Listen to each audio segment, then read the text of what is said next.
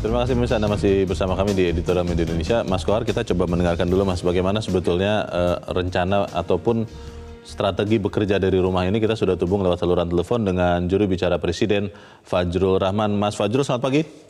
Selamat pagi.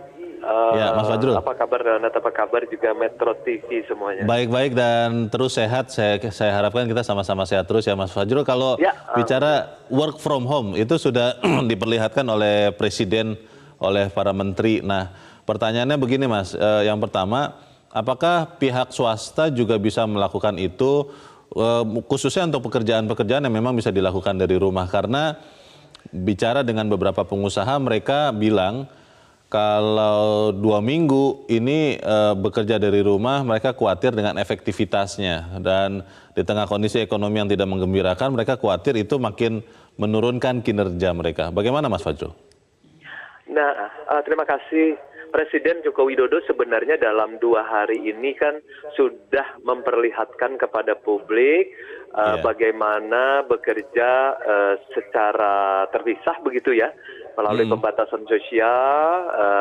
Presiden ada di Istana Bogor, sementara saya sendiri misalnya ada di Istana Negara, di ruangan saya, terus kemudian para menteri di kementeriannya masing-masing.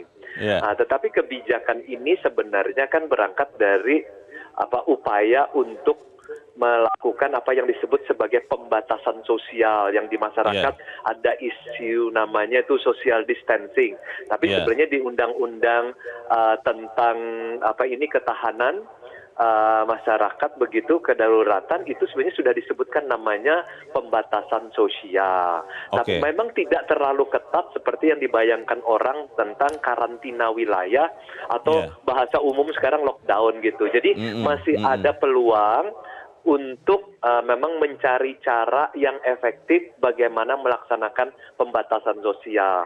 Toh tidak semua orang harus tidak keluar kan dalam dalam merespon ke pembatasan sosial, tapi diupayakan untuk mencari jarak. Jadi kalau misalnya pekerjaan di swasta itu betul-betul tidak bisa seperti yang kami lakukan dalam rapat terbatas. Presiden di Istana Bogor, saya di Istana Negara, karena pekerjaannya kan sifatnya tidak tangan langsung begitu ya. Kan tidak mungkin tukang ojek misalnya hanya melalui aplikasi mengantarkan orang, kan tidak bisa kan begitu. Nah, jadi dilihat ininya, dilihat jenis pekerjaannya dan karakter pekerjaannya. Jadi kalau misalnya memang harus berhubungan dengan orang, mungkin kalau sakit ya tetap memakai masker. Karena tadi malam misalnya juga ada beberapa dokter mengatakan bahwa kalau tidak sakit ya tidak usah memakai masker misalnya. Mas Fajrul, sifat dari bekerja dari rumah ini sebetulnya himbauan yang bisa dipatuhi bisa tidak atau kewajiban? Karena ada beberapa masukan dari beberapa rekan saya mengatakan di beberapa kota ada guru-guru yang masih mengajar tatap muka di sekolahnya. Ini tidak jauh dari Jakarta bahkan. Nah, ini sebetulnya kewajiban atau himbauan yang bisa tidak dipatuhi, Mas? Dalam kondisi sekarang, Presiden menyampaikan itu berupa himbauan. Karena Presiden ini kan tidak mau mengambil kebijakan yang tergesa-gesa atau sekadar ingin mencari efek kejut gitulah ya. Kan ada yang mengatakan, oh saya melakukan ini seperti kemarin, mengurangi transportasi misalnya, alasannya hanya efek kejut, itu keliru. Kita tidak boleh mengambil kebijakan publik yang tidak terukur dan kemudian tidak rasional hanya dengan alasan untuk memberikan itu salah. Nah, ini adalah pilihan sebenarnya. Baik, ini pilihan ya, Mas Fajrul. Ini pertanyaan terakhir saya, Mas. Sementara ini kan bekerja dari rumah disebut-sebut dalam 2 pekan ya. Betul ya Mas ya? Betul. Setelah itu sudah ada perhitungan tidak Mas, simulasi atau apa yang menghitung dampaknya? Ada orang yang khawatir bahwa kalau bekerja dari rumah ini terlalu lama, 2 pekan atau bahkan lebih, itu benar-benar akan menekan pertumbuhan kita. Makanya kan pemerintah ini kan Presiden Joko Widodo khususnya itu sangat hati-hati ini menerapkan kebijakan publik. Tidak boleh coba-coba, harus semuanya terukur dan rasional. Di dalam undang-undang tentang kedaruratan itu disebutkan sebenarnya ada sejumlah respon. Ada yang disebut karantina rumah yang sekarang populer dengan istilah isolasi diri. Kemudian ada karantina rumah sakit. Kemudian ada namanya pembatasan sosial atau social distancing, dan yang terakhir itu namanya karantina wilayah atau lockdown. Jadi beliau hati-hati sekali supaya kehidupan ekonomi, kehidupan sosial itu tetap berjalan, tetapi tetap dalam batas-batas di mana kita sadar bahwa semua dari kita bisa menjadi pahlawan kemanusiaan kalau kita menolong diri sendiri dan menolong sesama begitu. Jadi jangan pernah coba-coba mengambil kebijakan dalam keadaan krisis kepada publik, apalagi sekedar hanya dengan embel-embel efek kejut dan segala macam seperti itu. Baik, kita harapkan kondisi ini bisa kita lalui bersama dan tetap sehat ya Mas Fajrul ya, supaya kita bisa tetap bekerja terus. Terima kasih sudah mencerahkan kami pagi ini. Selamat pagi Mas Fajrul Rahman. Pertanyaannya begitu Mas Kohar, orang Indonesia katanya itu pintar melihat peluang. Ketika saya ketemu Mas Kohar begini, kalau Mas Kohar atasan saya, Mas Kohar agak meleng sedikit, lengkit katanya, saya bisa hilang begitu. Nah, kerja dari rumah ini bagaimana bisa efektif? Ada faktor yang harus kita lihat lebih luas daripada sekedar bahasa efektif dan efisien. Yang harus kita lihat adalah keselamatan manusia. Kalau sudah keselamatan manusia, maka tidak ada harganya efektivitas efisien. Semua bisa dikesampingkan dulu. Pasti ekonomi terpuruk itu pasti, itu sudah pasti.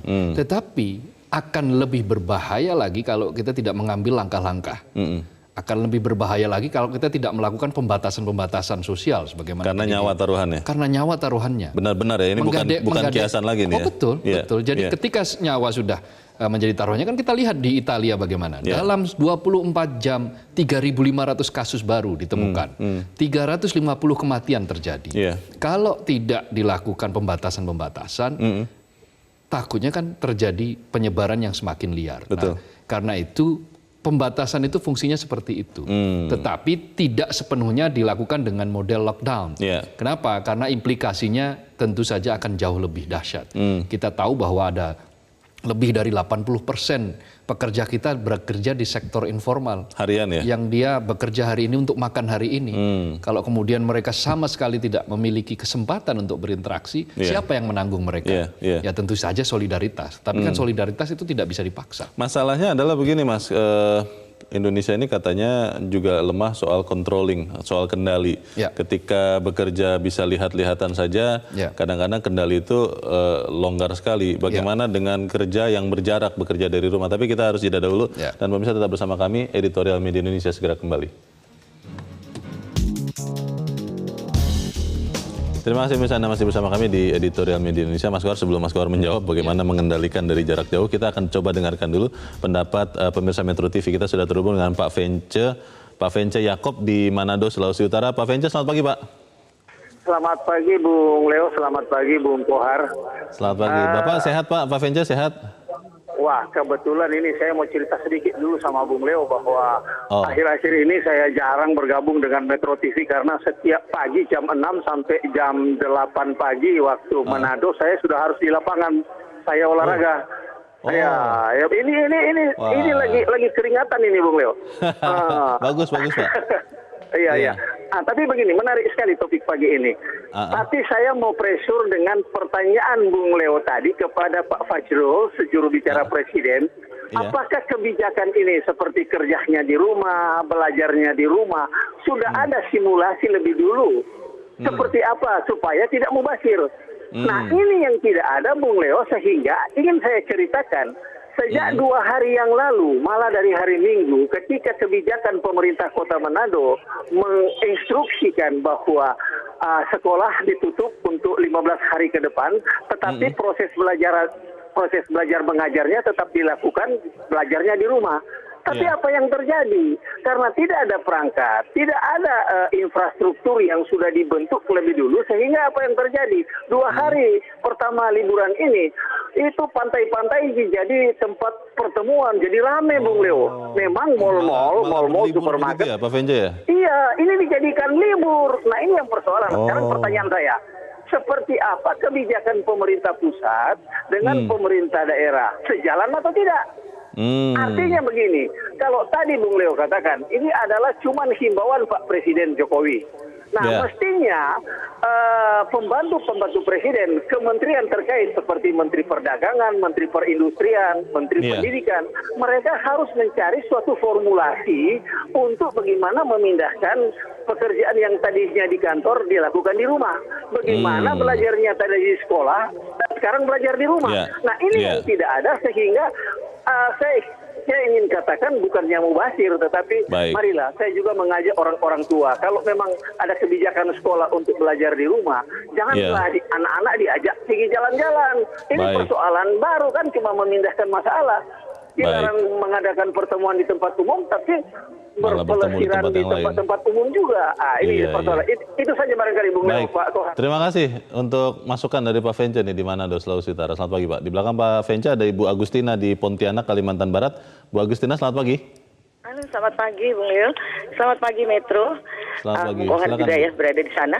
Iya, kita bahas hari ini kan optimalisasi bagaimana kalau itu dilakukan bekerja di rumah ya, bekerja di rumah. Betul juga tadi kalau umumnya seperti apa kata Pak Vence tadi. Ini masalah penyebaran virus corona ini kan sudah menjadi konsentrasi semua pihak ya Pak ya di seluruh dunia.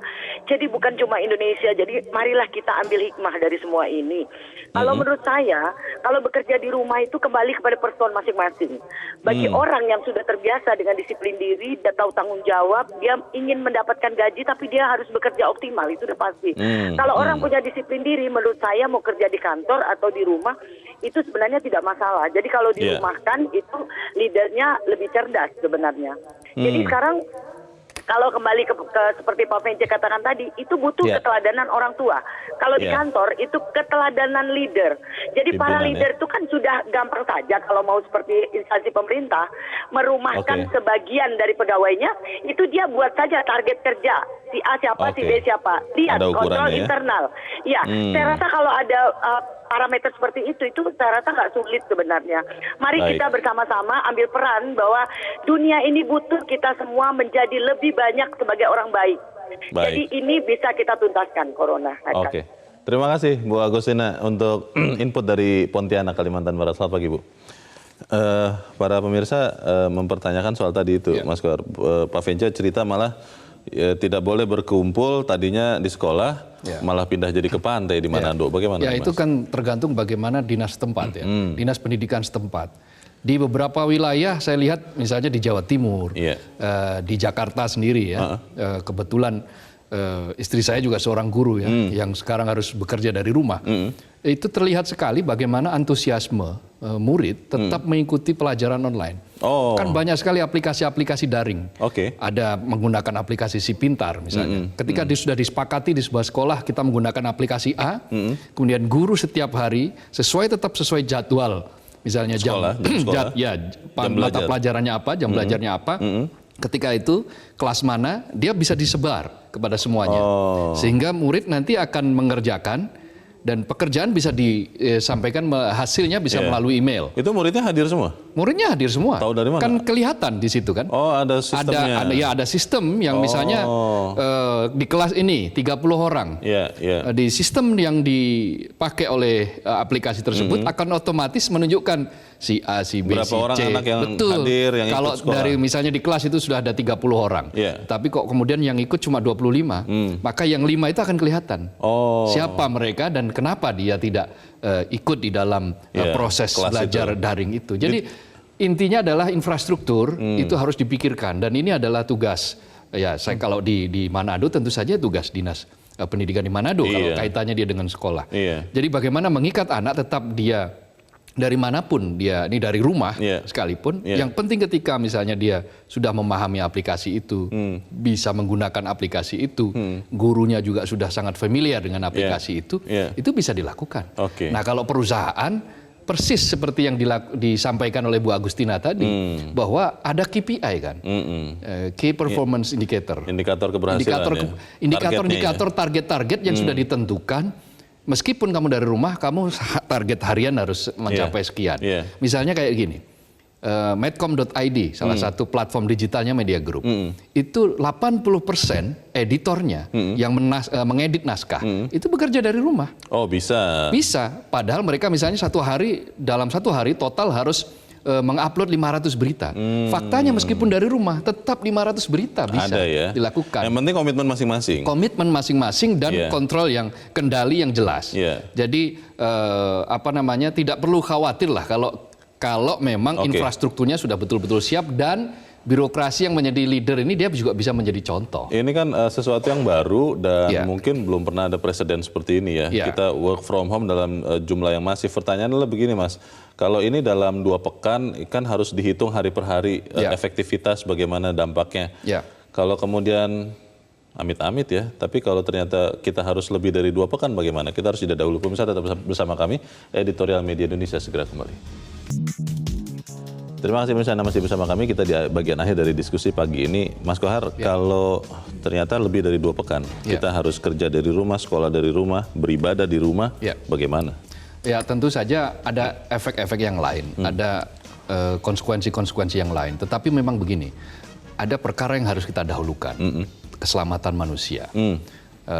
Misalnya ibadah dari rumah, kenapa itu dilakukan? Di dalam kaidah Islam misalnya, di usul fikih itu ada namanya ad-dhararu yuzalu, bahwa bahaya itu harus dihilangkan. Nah itu pokok. Lalu ada lagi darul mafasid muqaddam ala jalbil masolih, artinya menolak sesuatu yang mudarat itu harus didahulukan ketimbang mengambil manfaat. Jadi efektivitas, efisien dan seterusnya tadi manfaat memang. Tetapi ketika mudaratnya itu ada di depan mata kita dan itu harus dihilangkan, maka itu harus didahulukan. Jadi bukan menghalang-halangi orang mau beribadah? Bukan. Jadi justru kita menyelamatkan manusia itu menjadi sesuatu yang sangat penting. Karena basis argumentasi teologisnya ada. Di Al-Quran sendiri dikatakan barang siapa membunuh satu manusia, maka dia seolah-olah membunuh semua manusia. Tetapi barang siapa menghidupi satu manusia atau menyelamatkan satu manusia, maka dia seolah-olah menyelamatkan semua manusia. Artinya berarti menyelamatkan manusia itu menjadi tugas, bukan saja tugas yang mulia, tetapi dia wajib. Karena dia wajib, maka dia harus didahulukan. Nah konteks itulah yang sekarang sedang diikhtiarkan ini oleh pemerintah. Karena itu perlu paling tidak adalah komando yang jelas. Ketika komando sudah jelas, maka kita harus trust. Kita harus percaya kepada langkah-langkah yang diambil oleh pemerintah. Meskipun itu himbauan loh, bukan sesuatu yang wajib, yang kalau tidak dilaksanakan ada sanksinya Mas. Ya himbauan, apapun kita mementingkan solidaritas di antara sesama. Karena saat ini memang belum memungkinkan bagi Republik ini, setidak-tidaknya sampai saat ini ya, untuk melakukan langkah-langkah yang sangat-sangat super ekstrem. Langkah-langkah yang justru membuat kira-kira sendi-sendi kita juga goyah. Jangan-jangan misalnya orang nanti menjadi mati kelaparan, bukan karena mati karena corona. Itu bisa jadi kan. Kalau betul-betul lockdown dilakukan tanpa pandang bulu. Siapa yang menghidupi orang-orang yang bekerja harian itu? Perancis. Perancis karena dia sudah menyiapkan 5.000 triliun untuk lockdown. Nah, sementara di kita APBN kita berapa?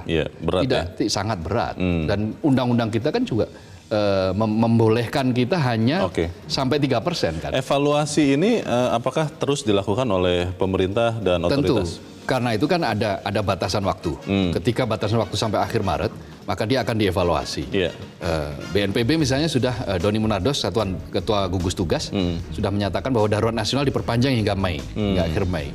Maka itu akan boleh jadi nanti akan bertambah. Tetapi mudah-mudahan langkah yang sudah dilakukan ini segera menemukan hasil dengan catatan tadi itu. Ada kepercayaan pada pemerintah, kita dukung semuanya, kita kembangkan solidaritas antar sesama, sehingga kita selamat secara bersama-sama. Semoga kita sama-sama mau menyelamatkan diri kita bersama-sama juga, Mas Abdul Qahar. Terima kasih sudah hadir di sini, Mas. Terima kasih. Selamat pagi, Leo. Pemirsa, dalam situasi darurat seperti saat ini, negara butuh kepedulian dan pengorbanan seluruh anak bangsa kita semua. Mengizinkan karyawan bekerja dari rumah tanpa menghilangkan hak-hak mereka adalah wujud kepedulian dan pengorbanan yang sangat mulia. Kemampuan pemerintah, baik pusat maupun daerah, untuk memastikan perusahaan menyukseskan program bekerja dari rumah sangat diperlukan agar kita sama-sama bisa menekan laju penyebaran COVID-19 ini. Semoga kita bisa melewatinya.